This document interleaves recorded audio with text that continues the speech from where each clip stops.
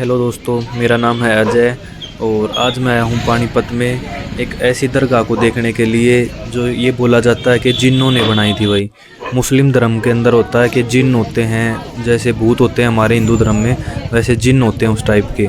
तो उन्होंने ये दरगाह बनाई थी। इस दरगाह का नाम है बू अली शाह कलंदर और ये पानीपत की फेमस दरगाह है।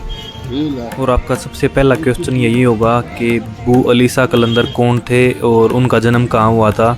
तो भाई 1209 में उनका जन्म हुआ था और 1324 में उनकी मृत्यु हुई थी पानीपत के अंदर ही।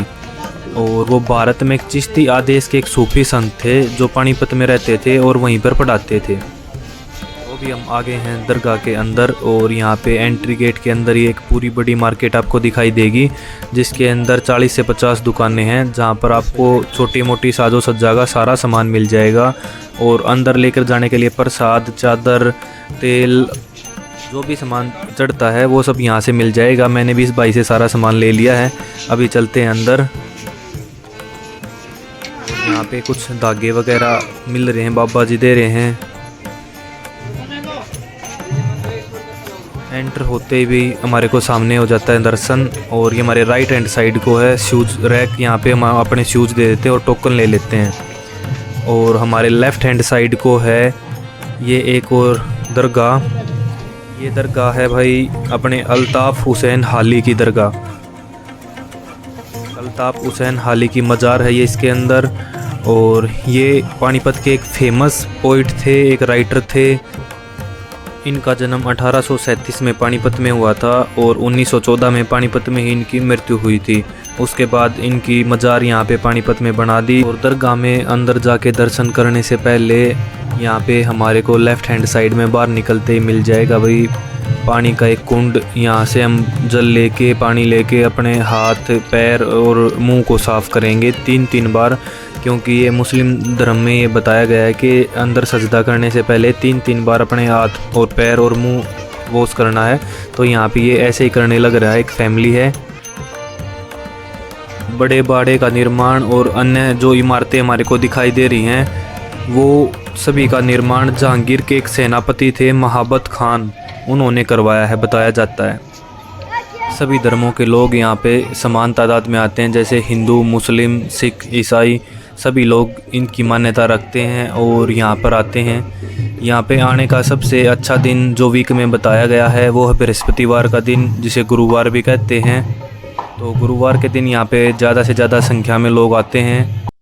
ये जो आप दर पे ताले लगे हुए देख रहे हैं ये हैं लोगों के मन्नतों के ताले। जो लोग यहाँ पे आके अपनी इच्छा कुछ मांगते हैं, मन्नत मांगते हैं और यहाँ पे ताला लगा देते हैं। जब वो इच्छा पूरी हो जाती है तो फिर लोग इसे खोलने के लिए आते हैं। मैं भी आया था एक बार यहाँ पे ताला लगाने के लिए और जब मेरी इच्छा पूरी हुई तो मैं उसे फिर खोलने के लिए आया और तब से मैं यहाँ पे कंटिन्यू आने लग गया। और यहाँ पे दोपहर के समय कव्वाली परफॉर्म होती रहती है, जिसका आप साउंड पीछे सुन रहे हैं। अभी आपको सुनाते हैं कव्वाली।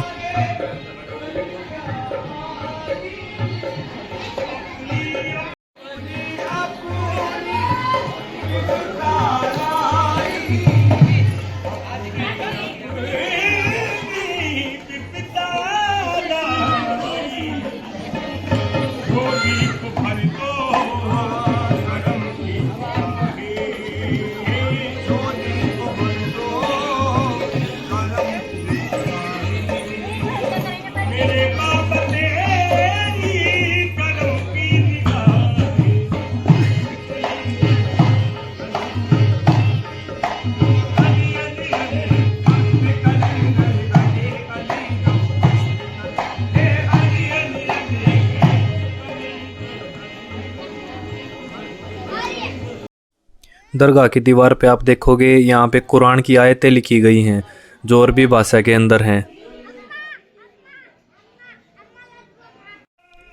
और ये जो आप पिलर दिख रहे हैं ये 8 पिलर यहाँ पे बताया जाता है कि जिन्नों ने लगाए थे।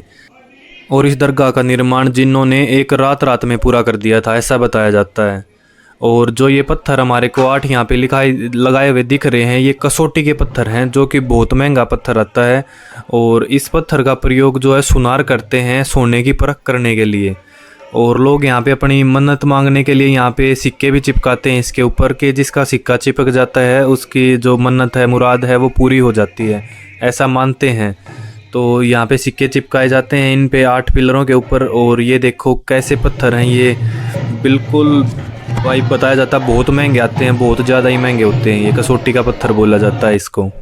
और फर्श के ऊपर जो आप ये लाल से कलर का पत्थर लगा हुआ देख रहे हैं, इसे बोलते हैं संगे मरियम पत्थर, जो बीमारी को काटता है। यहाँ पे लोग ऐसा मानते हैं कि ये पत्थर के ऊपर थोड़ी देर चलने से या खड़ा होने से ये बीमारी को काटता है, और इसे संगे मरियम पत्थर बोलते हैं। ये भी बहुत महंगा आता है।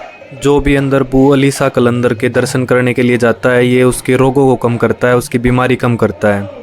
और बाकी आप दीवारों को देख सकते हैं कितने सुंदर नेचुरल कलर से सजाया गया है, और ऊपर भी कितने प्यारे कांच के झूमर लगाए गए हैं। अंदर वीडियोग्राफी और फोटोग्राफी अलाउड नहीं है भाई, तो यहीं तक मैं आपको दिखा सकता हूँ। आप जब भी अंदर जाएंगे तो कैमरा वगैरह ऑफ करके ही जाना, और यहाँ तक के व्यू मैं आपको दिखा देता हूँ सभी अच्छे तरीके से।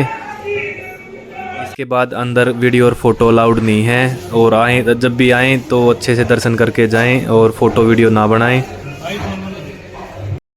तो अंदर अभी हम दर्शन करके आ गए हैं बाहर को। यहाँ पर सरसों का तेल चढ़ाया जाता है, और वापस ये उसी डिब्बी के अंदर आपको सरसों का तेल वापस डाल के दे देंगे, जिससे आपके सभी त्वचा से रिलेटेड जो भी आपके रोग होंगे वो बिल्कुल ठीक हो जाएंगे।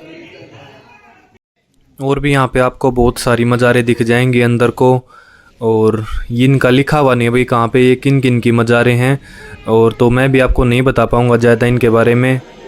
यहाँ पे जिन लोगों की मुरादें पूरी हो जाती हैं वो यहाँ पे भंडारा वगैरह लगाते हैं, तो वो लोग प्रसाद लेने लग रहे हैं ये सभी यहाँ पे।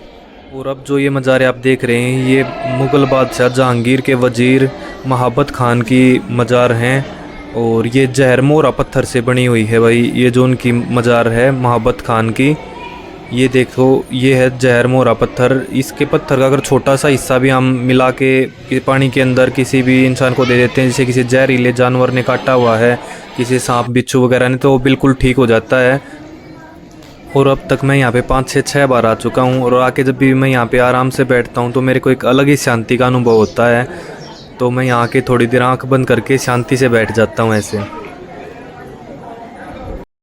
और ऐसा बताया जाता है जो महाबत खान था जहांगीर का वज़ीर, और उनकी आखिरी इच्छा थी ये कि उनको यहाँ पे बू अली शाह कलंदर की दरगाह के इनके कदमों में दफनाया जाए, उनकी पूरी फैमिली को। तो इसी वजह से उनकी जो मज़ार हैं वो भी यहीं पे हैं, जो जहर मोहरा पत्थर से बनी हुई है। मैंने अभी आपको दिखाया था उनका। और बाकी आप दरगाह के व्यू देख सकते हैं कि कितनी सुंदर दरगाह बनाई गई है। पानीपत के अंदर ये सबसे फेमस टूरिस्ट प्लेस है, जो सबसे सुंदर है पानीपत में देखने की जगह, उनके अंदर ये आता है। तो कैसा लगा भाई आज का व्लॉग पीर शाह अली कलंदर का, ज़रूर बताओ, और लाइक और कमेंट करके भाई ने शेयर कर दो भाई ज़्यादा से ज़्यादा।